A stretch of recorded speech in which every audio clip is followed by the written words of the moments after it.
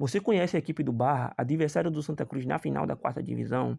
Pois é, ela é conhecida como Pescador lá em Santa Catarina e vem à capital pernambucana para conquistar esse título. Espero, e todos nós também, que ela não consiga, mas é sempre importante, estamos aqui para falar sobre principais jogadores, sobre sua característica, sobre o seu técnico, sobre o elenco, tá certo? Sobre os jogadores que passaram pelo futebol pernambucano recentemente.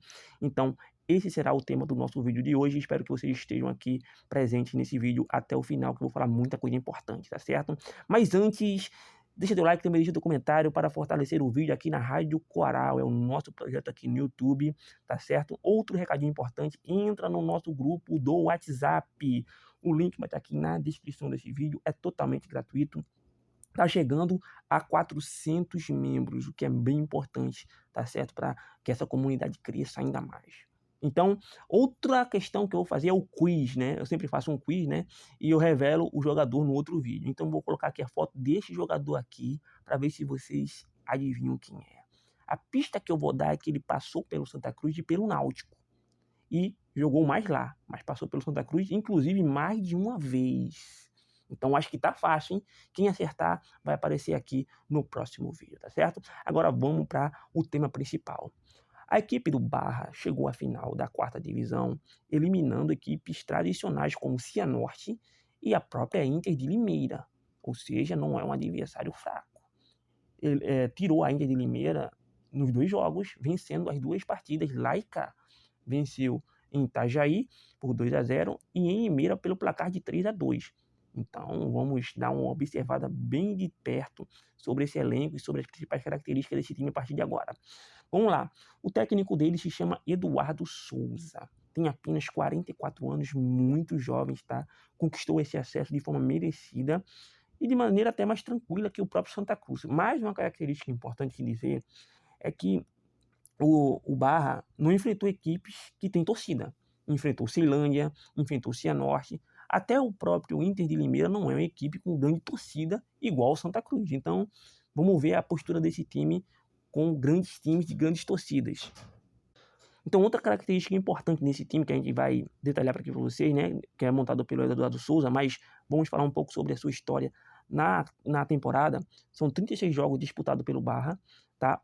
16 vitórias, 11 empates e apenas 9 derrotas. É uma equipe muito equilibrada, isso aqui a gente não pode negar. Tá? Conquistou um acesso fazendo uma melhor campanha que o próprio Santa Cruz. Então é preciso a gente entender que não é uma equipe que é azarona. Ela tem grandes características para chegar a essa final. É uma equipe copeira, né? Como toda boa equipe do sul do país. Seu time é formado por uma mescla.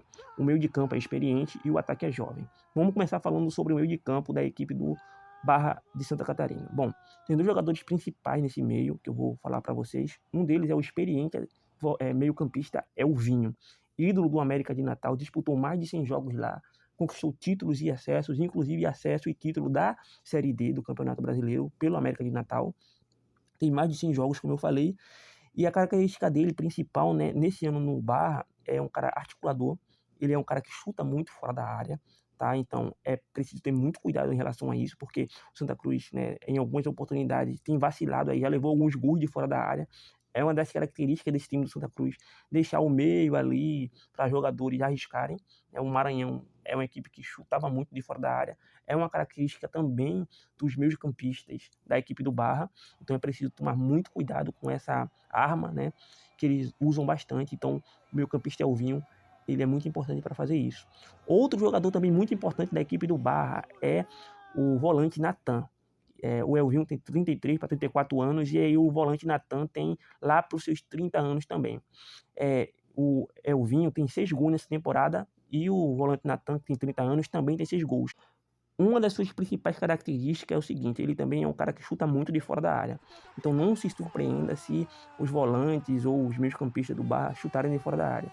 Ele também é um bom cabeceador, fez alguns gols de cabeça esse ano, né? Ele teve ali um jogador que tem muita presença de área, ele arrisca muito de fora da área também. Inclusive um dos gols dos atacantes do Barra, né, que eu vou colocar aqui nesse vídeo, foi um chute que ele deu de fora da área. O goleiro adversário deu um rebote, aí ele pegou o atacante dele, pegou o rebote e fez o gol. Então, um jogador primordial para esse time, tá? Ele sempre está ali próximo ao ataque.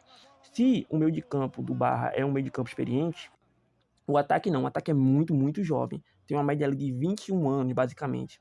O primeiro atacante que eu vou destacar, que também tem 6 gols, como o Elvinho e o Nathan nessa temporada, é o atacante Simon. Ele tem 19 anos, vai fazer 20. Ele é um jogador muito rápido, muito arisco. Ele faz gols ali de forma surpreendente. Ali, ele chega muito dentro da área, tá? Ele é um driblador. Então é muito bom o time do Santa Cruz tomar atenção contra ele, né? Ele é considerado tipo o homem surpresa desse time do Barra. Então ele sempre vai estar ali de forma surpreendente para dar um chute, para pegar um rebote, para ser um homem surpresa em escanteios. Então é uma das características desse time do Barra ser um time que surpreende, é um time de velocidade e de posse de bola. Então, outra característica importante desse time do Barra é que ele é um time de bola parada. Então, Santa Cruz vai sofrer um pouquinho em escanteios, em faltas. Então, é preciso sempre tomar esse cuidado, tá? A equipe do Barra também tem bons cobradores de falta, o próprio Natan, o próprio Elvinho. São jogadores que têm essa característica de cobrar faltas, cobrar escanteios. Então, é preciso sempre ter esse cuidado.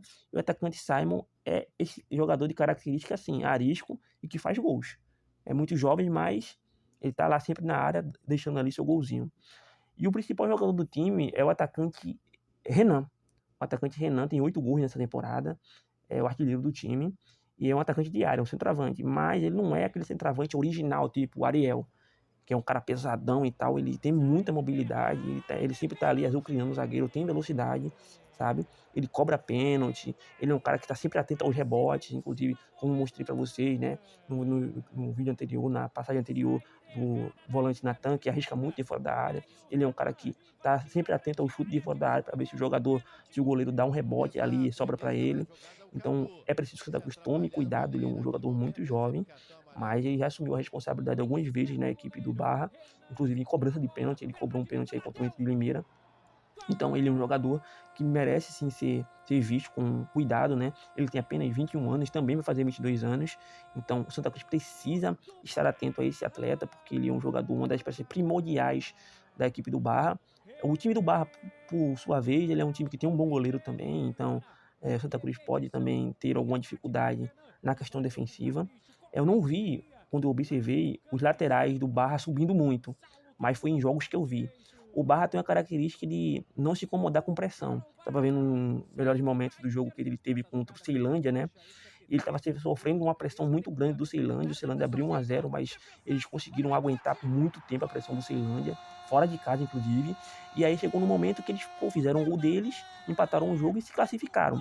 Então, é um time que não tem nada de bobo, é um time com boas características.